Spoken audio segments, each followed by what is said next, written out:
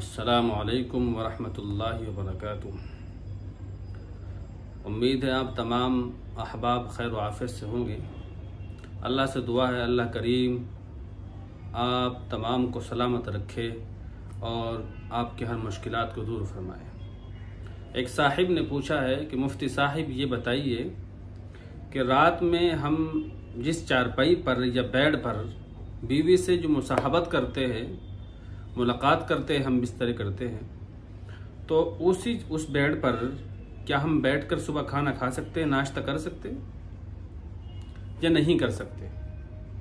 तो भाई इसके बारे में आप ज़रा ये समझे कि जिस चारपाई पर या बेड पर आप बीवी से मुलाकात करते हैं तो उसके आदाब तो ये है कि आप उस चारपाई और बेड पर जो बेडशीट है उसके अलावा एक चादर और बिछाते हैं, ताकि अगर वो गंदी हो तो वही चादर गंदी हो उसको उठाकर आप फिर धो दें, अलग रख दें उसको।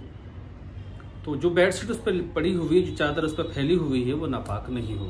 उस पर आप बैठकर खाना भी खा सकते हैं, कुरान करीम की तिलावत भी कर सकते हैं, जो आप करना चाहें कर सकते हैं। लेकिन अगर आप अलग से चादर का इस्तेमाल नहीं करते, अलग से आप चादर बेड पर नहीं बिछाते, फिर बीवी से मुलाकात करते हैं, मुसाहबत करते हैं, तो अब देखा जाएगा कि उस चादर पर नजासत लगी है या नहीं लगी, नापाकी लगी है नहीं लगी। अगर लगी है तो वो चादर नापाक होगी, उसको उठाइए और धो के बिछाइए।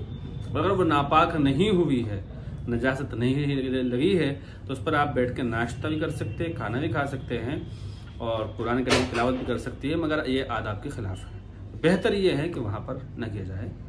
तो मुझे उम्मीद आप समझ गए होंगे। अगर कोई और बात मज़ीद मालूम करनी है तो आप मुझे कमेंट कर सकती है, इंशाल्लाह आपको जवाब दिया जाएगा। तमाम दोस्तों से, अहबाब से गुजारिश है, दरख्वास्त है कि आप ये वीडियो सुनने के बाद में दूसरों लोगों पर शेयर ज़रूर करें। ये मेरा आप पर हक़ है, भाई के तौर पर आप इसे शेयर करें ताकि घरों में ये वीडियो पहुँचे, उन्हें मालूम हो।